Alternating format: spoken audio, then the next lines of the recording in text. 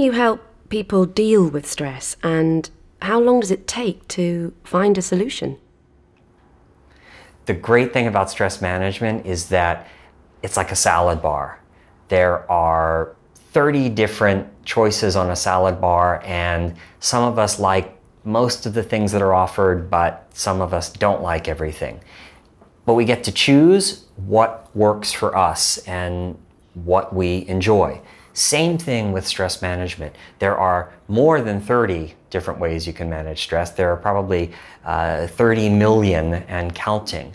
And we should pick the techniques, many of them easy and simple and fun, that we like, and therefore will be more likely to use them on an ongoing basis. So stress management can take as little as 10 seconds. You can look at a beautiful picture that you took on your last vacation. You can put it on your computer screen, you can put it next to your bed, you can put it on your desk.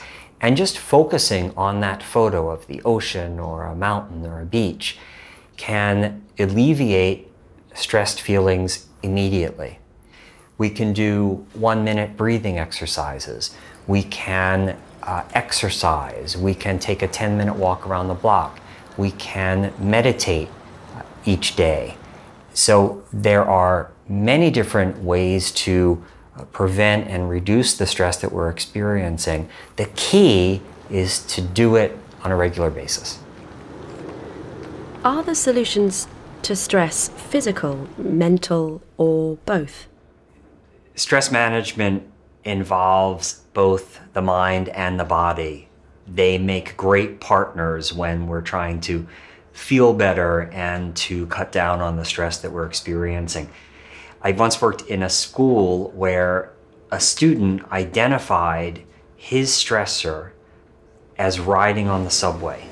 He felt very stressed going to school every day and very stressed when it was time to go home because the subway made him feel very closed in and like he wanted to escape. He couldn't stand the crowds. And then we opened up to the rest of the group and we asked them for different ways that this student might think about this stressor and different ways that he might act to try and reduce it. And the group came up with all sorts of great possibilities, including that he ride in a different car, in the first car or the last car, because it's often less crowded compared to the center car, which is where he always used to ride.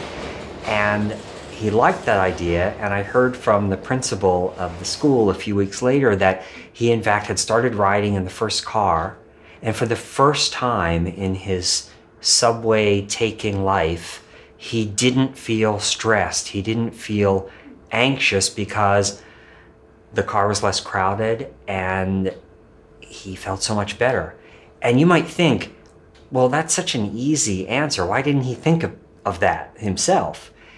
The truth is, and I think we all identify with this, we get into very fixed ways, habits almost, of thinking and acting because we deal with our stressors and have dealt with them in similar ways for a long, long time.